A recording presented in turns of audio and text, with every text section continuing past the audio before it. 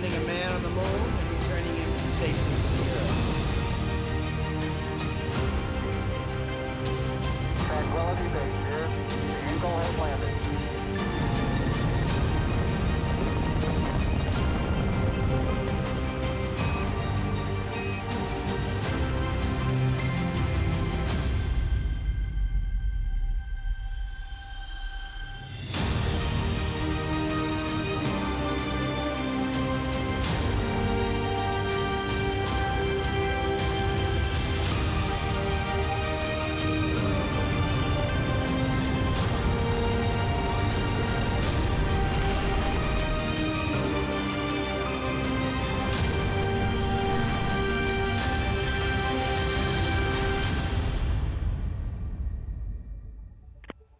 I copy all entity. At this time, I will proceed with my poll.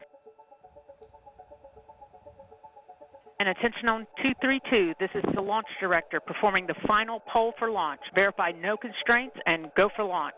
EGS, Program Chief Engineer. EGS Program Chief Engineer verifies that the EGS, SLS, and Orion Program Chief Engineers have no constraints and are go for launch. Copy, Greg. Thank you. EGS, Chief Safety Officer.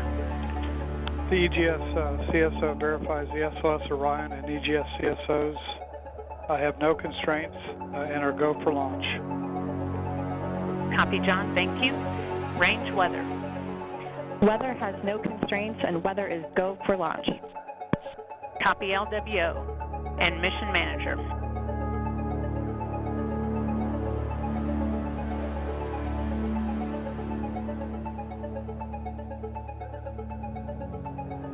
And Mission Manager, Launch Director. Launch Director, Mission Manager on 232. The mission management team has been pulled. You have a go to proceed with terminal count and launch of Artemis 1. I copy all, thank you. And entity, Launch Director. Go ahead, Launch Director. Yes, sir. On behalf of all the men and women across our great nation who have worked to bring this hardware together to make this day possible, and for the Artemis generation, this is for you. At this time, I give you a go to resume count and launch Artemis 1. Copy, Launch Director, and thank you. All right, we do have a couple of steps to configure, and then we will be ready to resume the clock. CBSE, NTD. CBSE here. Initiate recording of Orion cameras at this time. January. R, NTD. RSR here. Perform the booster ignition SNA arm rotation enable. NDT RSR booster ignition SNA arm rotation enable is complete. And I copy, thank you. All right, and we have verified no cutouts at this time. And all personnel, we are going to resume the clock. GLS, you can resume the clock on your mark. GLS copies. Countdown clock will resume on my mark. 3, 2, 1. If we have a hold, we'd have to recycle back to T-minus 10 minutes and recharge those batteries. The count continues. A note now, shortly after liftoff. 1 minute.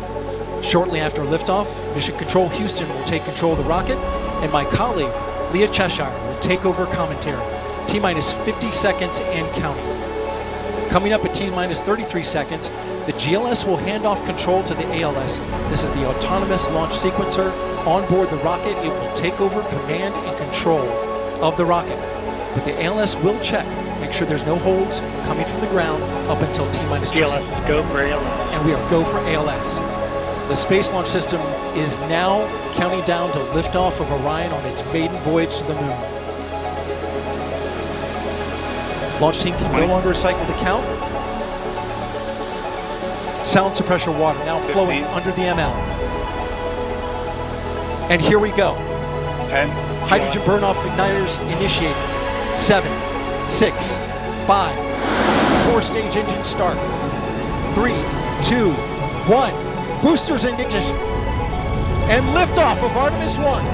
We rise together back to the moon and beyond.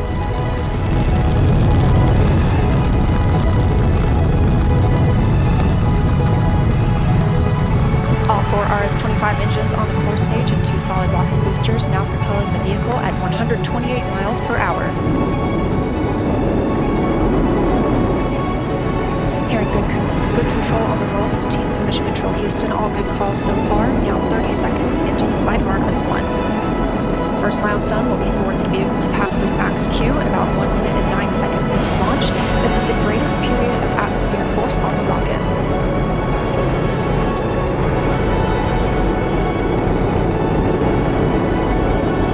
SLS now traveling 607 miles per hour.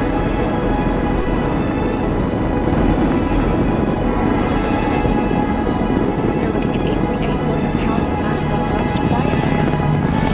Mission control. Full course stage engines are throttling down and cross on the Artemis Q.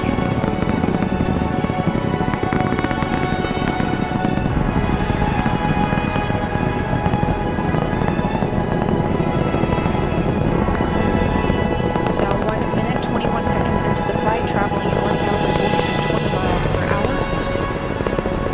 The 4 core stage engines are back at maximum thrust. The next major milestone will be for the solid rocket boosters to cut off and jettison about 2 minutes and 11 seconds into the flight, so about 30 seconds from now. Again, quiet here in Mission Control Houston as teams continue monitoring the flight of Artemis 1. We're now 16 miles downrange from the launch pad at Kennedy Space Center, traveling over 2,800 miles per hour.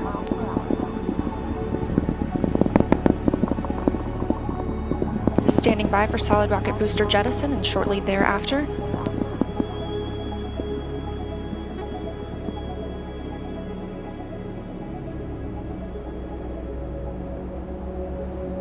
Confirmation that the solid rocket boosters have separated these 177-foot boosters. Now the core stage continues to power the flight of Orion, all 4 RS-25 engines firing, traveling over 3,400 miles per hour, 46 miles downrange. 2 minutes and 36 seconds into the flight. Hearing nominal calls here in Mission Control Houston. We've still got 4 good engines on the core stage. Next up, we'll be looking for the service module fairing to separate. This is 3 15 by 15 foot fairing panels, providing structural support, protecting the service module. Those will separate at about 3 minutes and 11 seconds into flight, and very shortly thereafter will be followed by the launch abort system separation.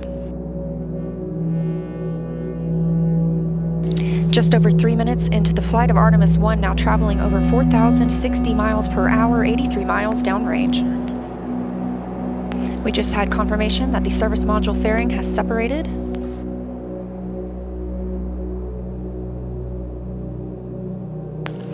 And that the launch abort system pyros have fired, separating those from Orion as well. For future crew members,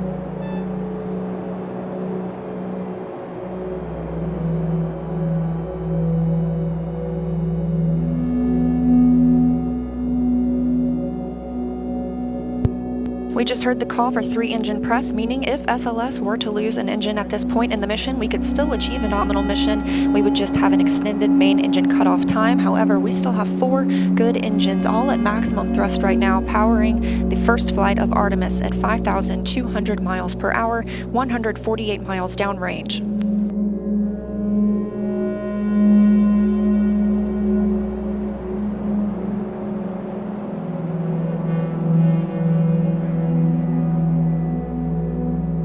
We're 4 minutes and 16 seconds into the flight of Artemis 1. So far, we've had a clean ascent. We saw those solid rocket boosters jettison about 2 minutes and 11 seconds after liftoff. Shortly after, we had the service module panels fairings separate, as well as the launch abort system. The launch abort system was inert for this flight, except to perform this separation.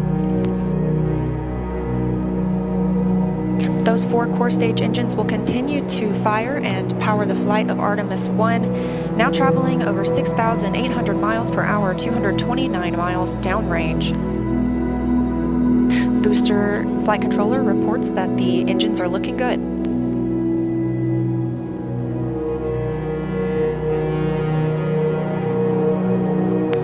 Our core core stage main engine cutoff time is about 8 minutes and 3 seconds. We are now 5 minutes and 11 seconds into the flight, 7,656 miles per hour. Again, 4 good core stage engines, those 4 RS-25 engines. The last time those core stage engines flew, they were taking space shuttles to orbit. Now with upgraded capabilities, they're launching the future of human spaceflight.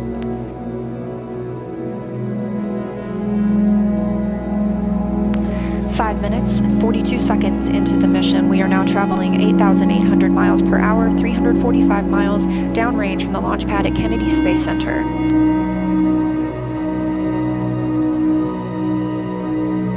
Again, we are anticipating core stage main engine cutoff at about 8 minutes and 3 seconds. And about 10 seconds later, we'll see core stage separation, at which point Orion and the interim cryogenic propulsion stage will be flying free. Now traveling over 10,000 miles per hour, 6 minutes and 15 seconds into the flight of Artemis 1, 427 miles downrange. Quiet here on the loops in Mission Control Houston. Teams continue to monitor this first flight.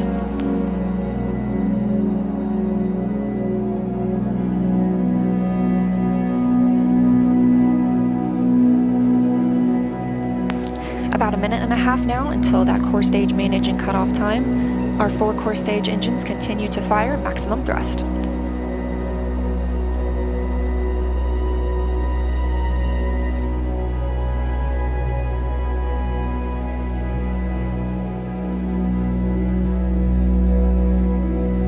Coming up on 7 minutes since launch today, now traveling over 12,800 miles per hour, 563 miles downrange. Again, still quiet here in Mission Control Houston.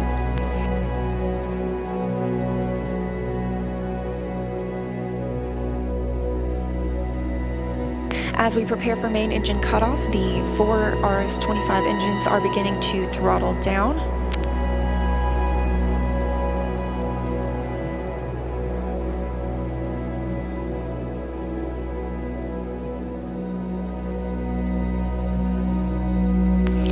Seconds now until core stage main engine cutoff. All 4 engines continue to throttle down.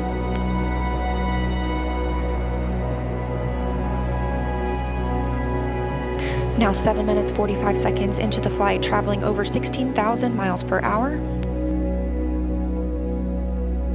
Continuing to hear good calls here in Mission Control Houston. We're standing by for core stage main engine cutoff.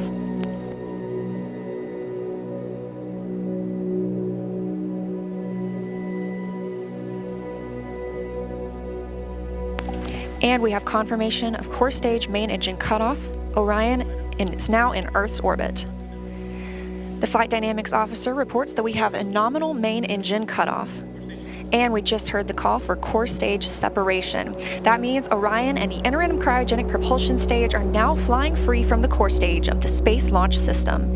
The next milestone will be solar array deploy approximately 18 minutes after liftoff. But before Orion stretches its wings, let's check back.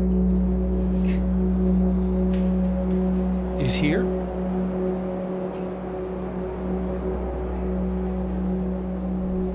Can you guys hear me? Oh, there we go. Is he ready for me?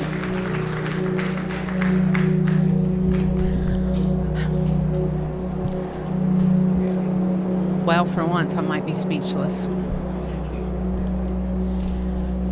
So you guys know I have talked a lot about appreciating the moment that you're in. And we have worked hard as a team. You guys have worked hard as a team for this moment. This is your moment.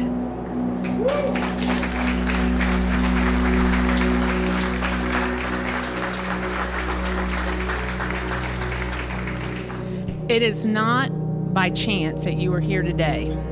So I want you to look around at this team and know that you have earned it. You have earned your place in the room. You have earned this moment. You have earned your place in history. You were part of a first. Doesn't come along very often. Once in a career, maybe. But we are all part of something incredibly special, the first launch of Artemis.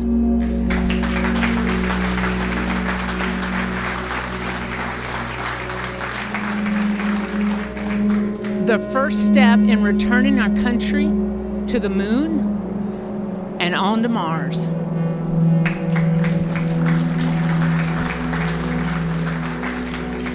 What you have done today will inspire generations to come. So thank you. Thank you for your resilience. You know, I said at the pretest briefing, the harder the climb, the better the view. We showed the Space Coast tonight. What a beautiful view it is. So congratulations.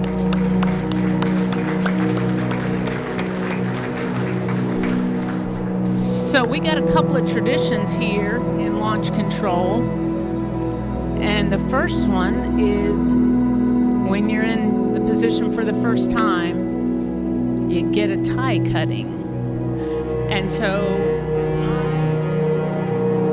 I have my launch director scissors. And I'm going to get my tie cut by a couple of legends that are here. And then anyone who wants their tie cut will be making the rounds in the firing room. You got your console chiefs. If they want to do it, that's fine. If you want me to do it, you might have to wait a little while, but I'll stay all night if I have to. It'll be my pleasure to cut ties. So I'm going to take care of mine, and then I have one other presentation that I want to make this evening.